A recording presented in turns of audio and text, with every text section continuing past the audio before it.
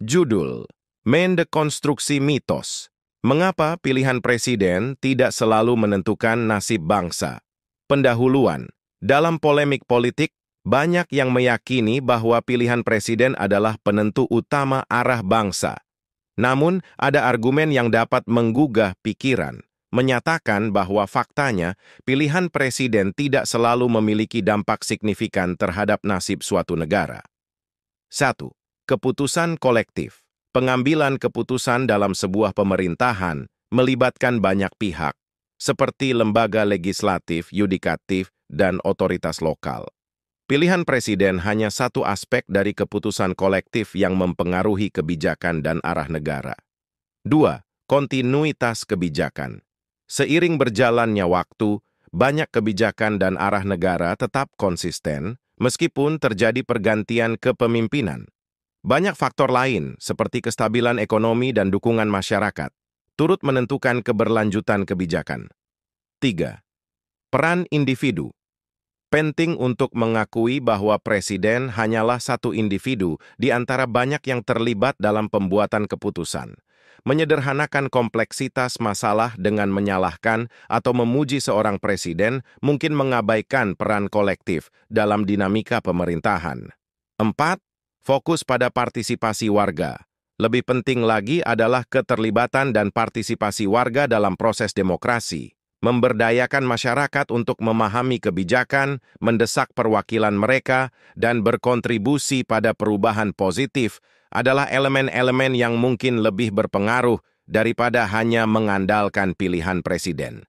Kesimpulan, dengan merenungkan lebih dalam, kita dapat menyadari bahwa pilihan presiden, meskipun penting, tidak selalu menjadi faktor penentu utama dalam membentuk masa depan sebuah negara. Fokus pada keputusan kolektif, kontinuitas kebijakan, peran individu, dan partisipasi warga dapat membuka wawasan kita terhadap keberagaman elemen-elemen yang membentuk suatu bangsa. 5. Tantangan global. Dalam era globalisasi, banyak isu yang mempengaruhi nasib sebuah negara bersifat lintas batas. Perubahan iklim, keamanan dunia, dan krisis kesehatan seperti pandemi menunjukkan bahwa tantangan tersebut seringkali melebihi pengaruh satu pemimpin. Kolaborasi internasional dan solusi bersama menjadi kunci untuk menghadapi dinamika global ini. 6. Inovasi dan ekonomi.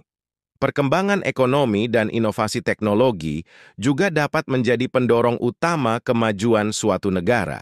Keputusan ekonomi yang tepat dan investasi dalam riset dan pengembangan dapat menciptakan kondisi yang mendukung pertumbuhan jangka panjang terlepas dari siapa yang memimpin negara pada saat tertentu. 7. Evolusi, nilai dan budaya.